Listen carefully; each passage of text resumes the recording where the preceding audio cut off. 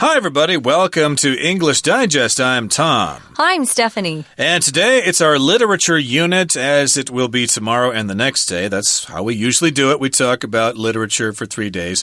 And today we're actually going to be talking about a short story that was published way back in 1948. And the title of the story was The Lottery. So you might be thinking, hey, let's read that book. Let's read The Lottery. Maybe it will help me win the lottery, as y'all have here in Taiwan. What, you pick 6 numbers or something like that, and if they all match, you can win millions and millions of NT dollars. But our title here says, this is the lottery you don't want to win. Yeah. Now, unlike Tom, who has actually read this short story, I haven't. Okay. And I was a little horrified when I read what happened. And as we usually do on day 1 of our literature unit, we go over the plot or the story of the book we're talking about. You read this when you were younger, right, Tom? In school, so I don't really remember it too much, yeah. Although we read the story and we watched a movie version of the story. I love the movies, yeah. Yeah, the movie was only about 20 minutes long, so this was a short story. So it might be something you might want to read to challenge your English ability. Cool. But it's also entitled The Lottery You Don't Want to Win. So a lottery usually is something that you hope to win. Yeah. If you buy a ticket and you guess the numbers correctly, you can win lots of money. But what kind of lottery would you not want to win? We're going to find out what this is all about right now. So let's get to it. Let's read the first part of our lesson, and then we will discuss it.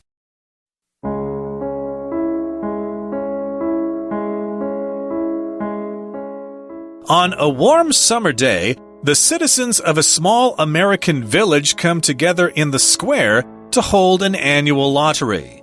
Once the villagers have arrived, the festivities begin. Children run around collecting stones in the village and place them in the middle of the village square. Then a hush falls over the crowd when Mr. Summers, one of the village leaders, arrives. In his hands, he holds a large black box with small slips of paper inside it. He also has a list that contains the names of the male heads of the families living in the village. As Mr. Summers begins to speak, a woman is seen dashing into the square. She's Tessie Hutchinson, a mother who almost forgot that the lottery was being held today. After the brief interruption, Mr. Summers goes over the rules to ensure that everything will run smoothly. In the first round of the activity, he calls out names, and one by one the people will draw a slip of paper from the black box. He reminds them that no one is permitted to look at the slips. After everyone has drawn lots, word gets around that Bill Hutchinson, Tessie's husband, is the winner. In the second round, Mr. Summers empties the black box and puts 5 slips of paper inside. Each member of the Hutchinson family draws a slip and opens it. Tessie's paper has a large black dot in the center.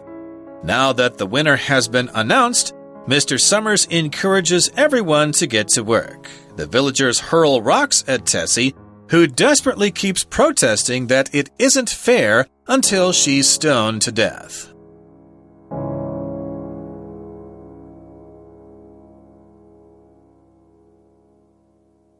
Okay, guys, let's get started. We're talking about the lottery, the one you don't want to win.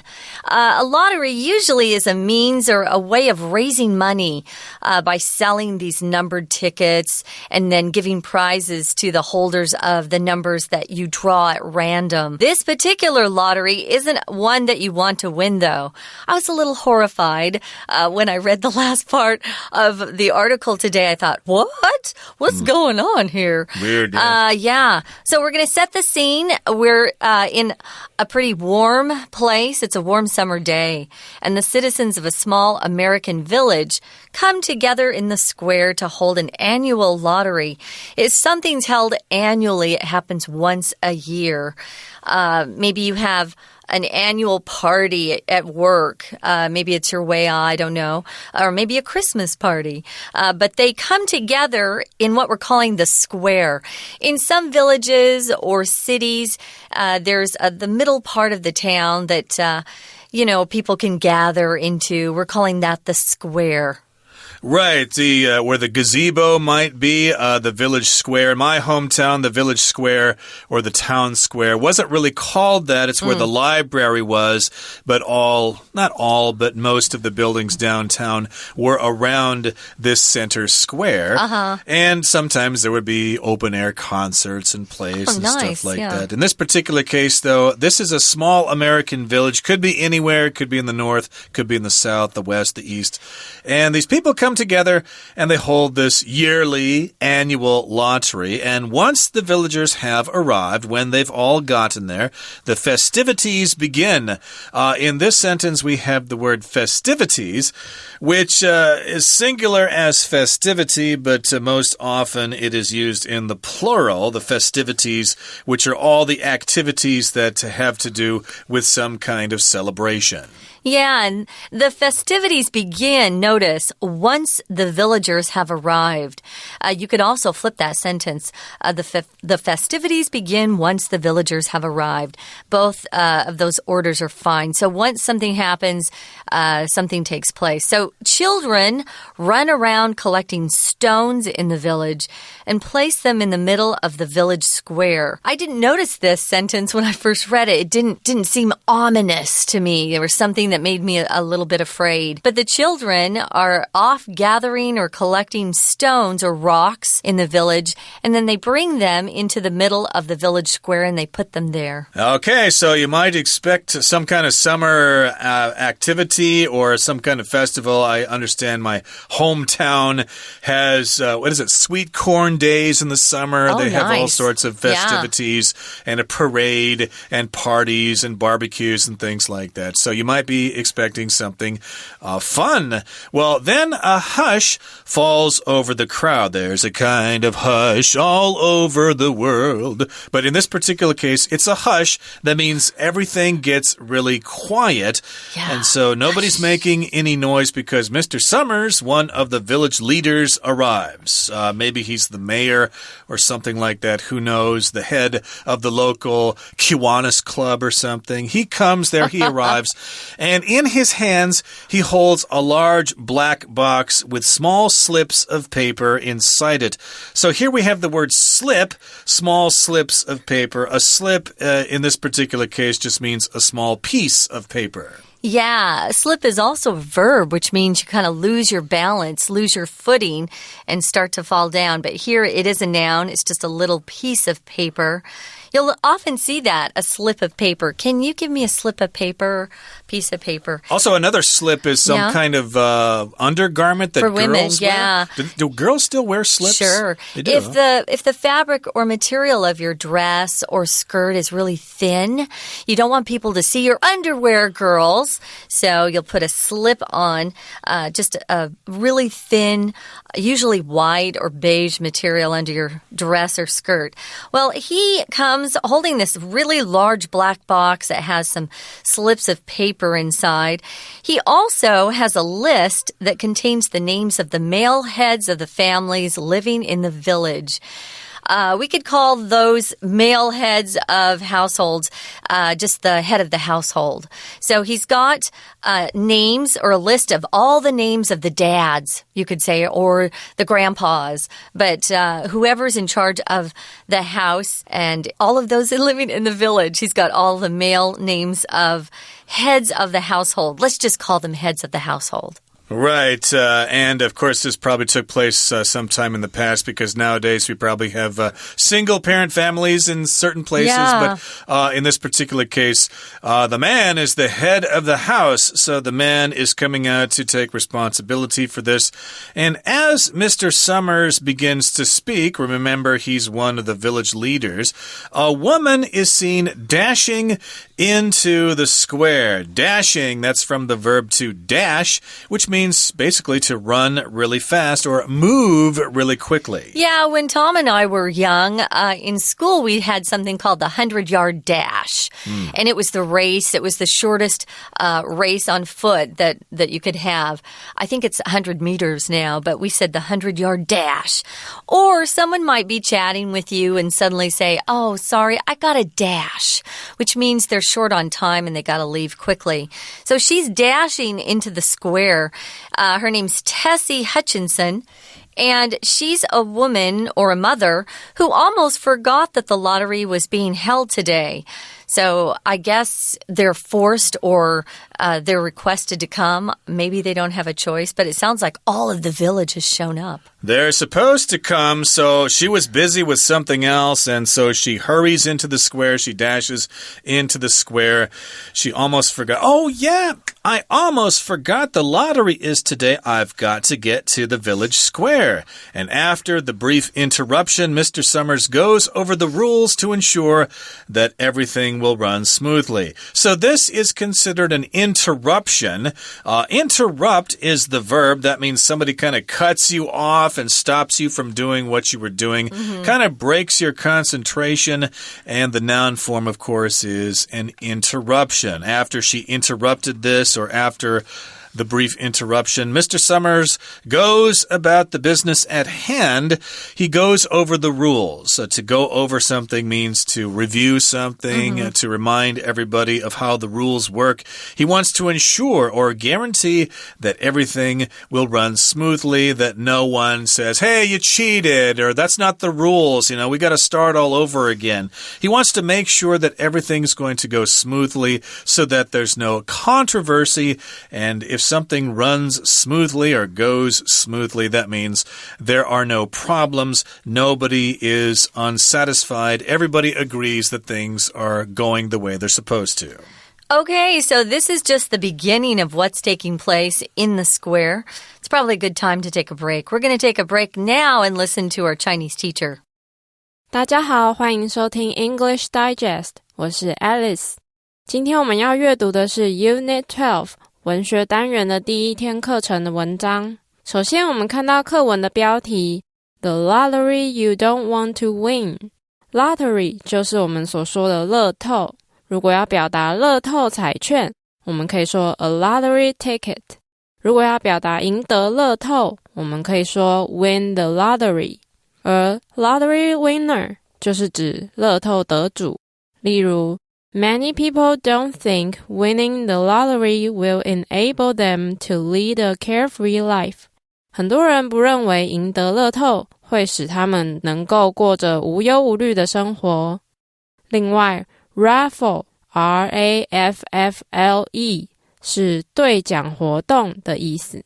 例如David won a bottle of red wine in the Christmas raffle.大卫在圣诞节兑奖活动中赢得了一瓶红酒。文章的第一和第二段描述在美国的一个小村庄中，每年都会举办一个乐透抽奖活动，人们会聚集在广场，而孩子们会四处去收集石头，并将石头叠在广场中。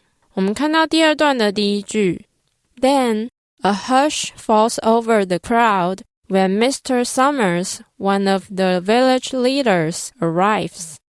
接着，当村子的领导人之一桑莫斯先生抵达，人群突然安静了下来。这句中间插入的 one of the village leaders 是同位语，用来补充说明或者是叙述前面的名词，通常会用逗号隔开。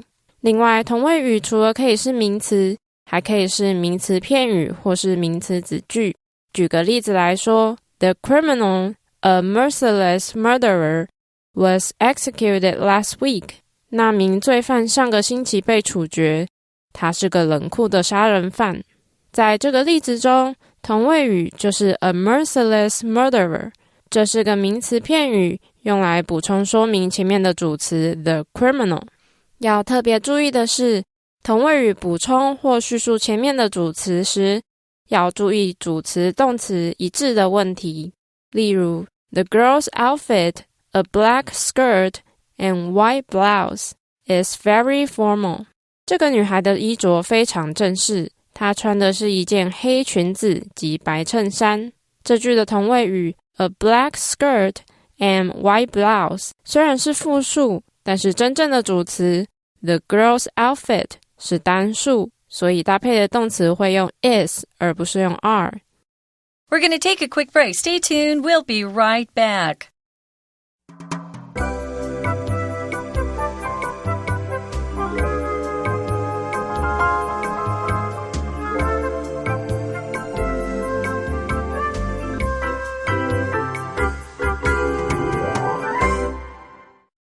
Welcome back, guys. We're talking about the lottery you don't want to win.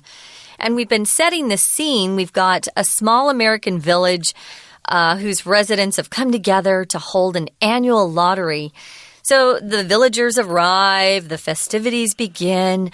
We've got children who have been running around collecting rocks in the village, and they've brought them to put them in the middle of the village square.Then there's this fellow, Mr. Summers, who seems to be, authoritative, important, because once he comes, there's a hush that falls over the crowd, which means people stop talking. So it's pretty important that he's there. In his hands, he's got a large black box with some small slips of paper inside.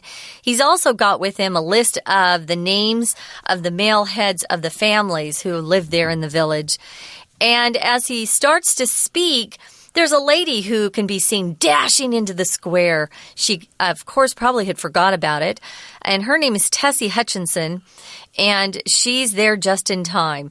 So after the brief interruption by her dashing in, Mr. Summers then goes over the rules. He talks about the rules again to make sure or ensure that everything will run smoothly once we start. Okay, so the lottery is about to begin. So let's take a look at the third paragraph here. It says, in the first round of the activity, he calls out names, and one by one the people will draw a slip of paper from the black box. Kind of like when you have a raffle at your year-end party. I remember I have to admit this, I did cheat on that. Uh-oh, what'd you do? Well, it was for a company I worked for years ago, and there were numbers in the bag, and I was like the next to the last person to draw the number. Yeah. But just for a second, I looked down. Oh, Tom! And I saw which piece of paper had the winning number on it.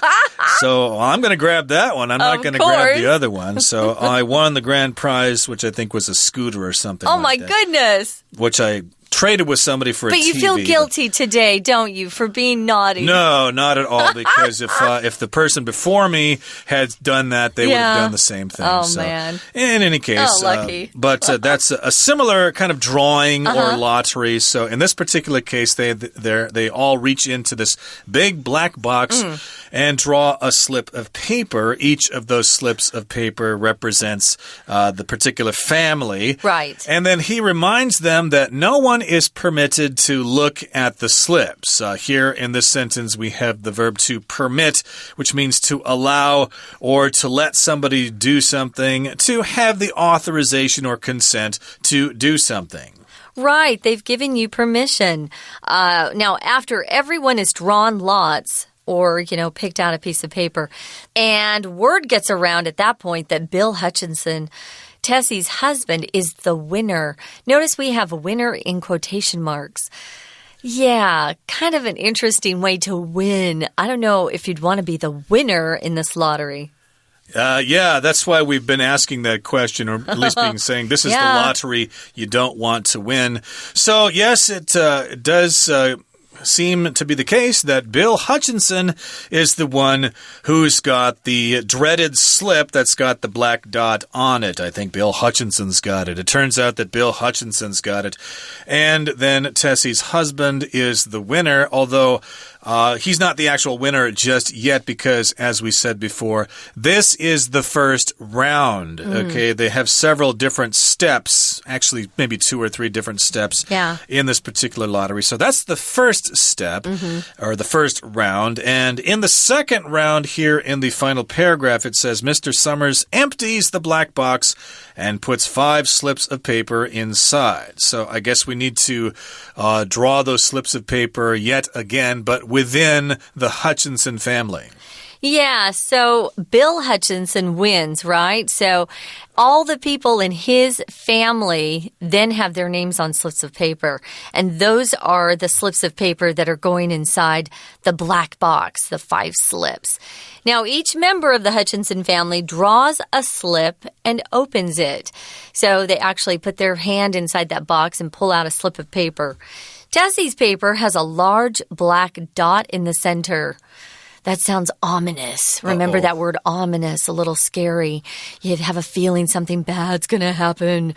Now that the winner has been announced, Mr. Summers encourages everyone to get to work. Oh, we're gonna wait until for a minute to talk about that. If you announce something, guys, it just means you declare something publicly so people know what's going on.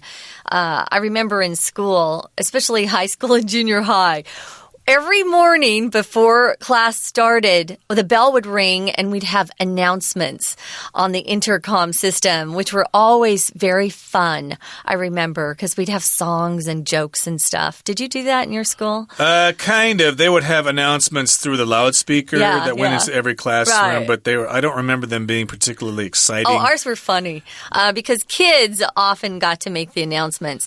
Well, they have announced the winner.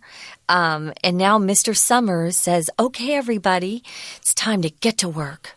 Exactly. So that's the next round of the lottery here. So the first round was to select the family, and then the next round was to select a person within the family. Right. And remember, they had 5 slips of paper, so it's probably Mr. Hutchinson and Tessie. And 3 kids, 3 kids, or maybe they counted a maybe dog. Maybe grandma, I don't know. Or grandma living with them. Or, no, they wouldn't count the animals. Or an adopted uncle or something like that, or a nephew or something. Who knows? I don't know. We don't really know, but in any case here, we know that Tessie is the quote-unquote winner of the lottery in this particular case. And then Mr. Summers encourages everyone to get to work. Okay, now we have something else to do. And here's what happens. The villagers hurl rocks at Tessie. Ooh, that doesn't sound very nice. Remember, the kids were gathering stones and rocks at the beginning of the story and gathering them into a pile. We didn't really know why they were doing that. Right. But now we kind of know people are taking turns picking up stones and hurling those rocks at Tessie. To hurl usually means to throw something that is kind of heavy, but you also throw it with a lot of force. Yeah, I remember, too, growing up on Saturday Night Live, a funny show. We would have 2 of these guys who would do a skit, and one of them would say, I'm going to hurl, which means I'm going to throw up, or I'm going to vomit. Here, it just means to throw. So they begin to hurl rocks at Tessie. If you hurl, it's with some force, though. So they're really throwing those rocks hard at Tessie. And she's desperately protesting that, hey, it isn't fair that this is happening. If you're desperate, you'll do just about anything. You're at this extreme degree of emotion. And if you're protesting, you're telling people what's wrong with what's going on. A lot of people will protest actions by the government. They'll go out and, leave work and try to express their disapproval or objection to something. She's protesting that it isn't fair that she's being stoned to death. Wow, Tom, stoned to death. Yes, stoned to death. And she's doing this desperately because if you're desperate for something, that means you really, really have to have that thing. You are being very emphatic about that thing. Yeah. And she's saying that this is not fair. She's protesting this. Some people pronounce this word as protest as the verb. I think there's a quote in Shakespeare, the lady doth protest too much. I think that's from Hamlet or something, but most most Americans will pronounce protest as both the verb and the noun. So she keeps protesting that it isn't fair. It's not fair, okay? And I don't know why she would think it wasn't fair. Maybe she thought that somebody rigged the box or something so that the Hutchinsons would grab the slip of paper and no one else would, or somebody saw it, like me when I was drawing paper and I grabbed the winning ticket instead of the losing one. You cheated, I know. Yeah, so maybe somebody was cheating, but it's too late now because she is stoned to death. And, of course, we talk about stonings in various places, in various religious books. They talk about people being stoned to death. And I think it still goes on nowadays. Every once in a while, you see a post on Facebook about usually a woman who was stoned somewhere in the Middle East or something for doing something she wasn't supposed to be according to their local traditions. Right. We're going to learn more about the lady who wrote this book, but that will be in our next lesson. Right now, we're going to listen one more time to our Chinese teacher. 文章的第3段提到，在第一回合的抽奖活动中，每一户的男性户长会代替全家人来抽签。我们看到第3段的第2句 He reminds them that no one is permitted to look at the slips. 他提醒他们不允许任何人看纸条。动词 permit 是允许、许可的意思。Permit somebody to do something就是指允许某人去做某事。例如 The professor doesn't permit students to use their cell phones in class. 这位教授不允许学生在课堂上使用手机。另外 permit 也可以当作名词用，意思是许可证，但是当名词的时候重音不同，念作 permit。 A work permit 就是指工作许可证。文章第4段提到，最后是哈金森先生抽到中奖签，而接下来就是哈金森一家人每个人来抽签，看最后的得奖者会是谁。结果哈金森的太太黛西是最后的得奖者，而他的下场就是被每个人拿石头砸死。我们看到最后一段的第4句 Now that the winner has been announced, Mr. Summers encouraged everyone to get to work. 既然赢家已经宣布了，桑莫斯先生鼓励大家开始行动。Now that 是因为、既然的意思，相当于 since 可以用来连接一个副词子句，再连接一个主要子句。例如我们可以说 Now that Lisa has apologized to me sincerely, I will forgive her. 既然丽莎已经诚心地向我道歉了，我将会原谅她。以上就是今天的课程，谢谢收听。Thanks for joining us, guys. That's just day 1 of our literature unit. In our next program, we're going to be talking about American author Shirley Jackson, who actually wrote this pretty horrible story. It's interesting, but she has her reasons why she wrote it. And we think you'll be interested to find out. So join us then. For English Digest, I'm Stephanie. And I'm Tom. Goodbye. Bye.